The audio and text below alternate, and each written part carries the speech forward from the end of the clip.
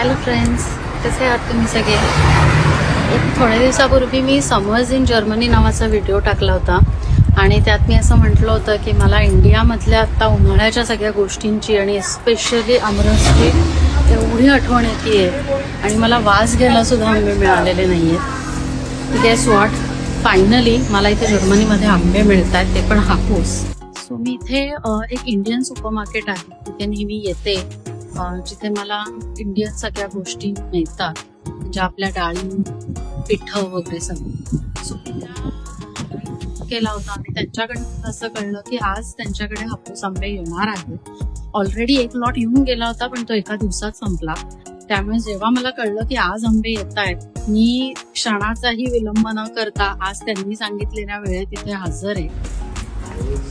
हे आहे दादांचं छोटंसं सुपरमार्केट, तिथे सगळ्या इंडियन गोष्टी मिळतात.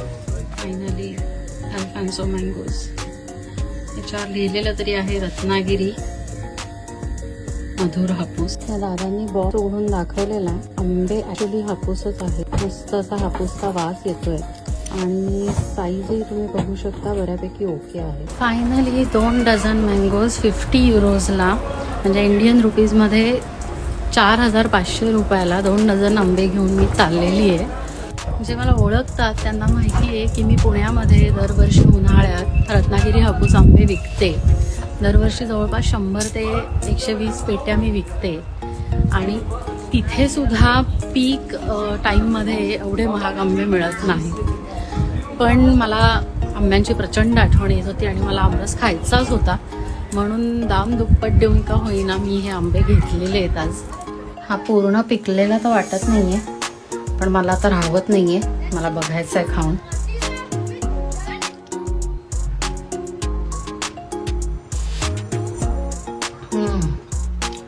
A1 आणि खरंच रत्नागिरी हापूस आहे हा, व्यवस्थितपणे खूप गोड आहे, खूप मस्त आहे. पैसे वसूल झाले.